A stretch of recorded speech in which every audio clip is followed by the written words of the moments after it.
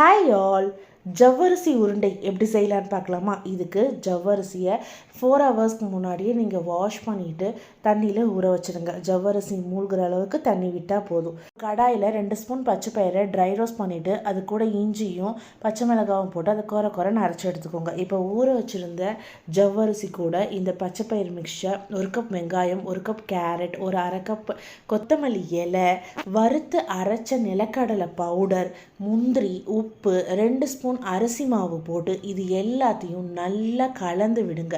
நம்ம தண்ணியே விட வேணாம். ஜவ்வரிசியில் இருக்கிற ஈரப்பதத்திலேயே இது நல்லா மிக்ஸ் ஆகி சப்பாத்தி மாவு மாதிரி உருட்டி எடுங்க.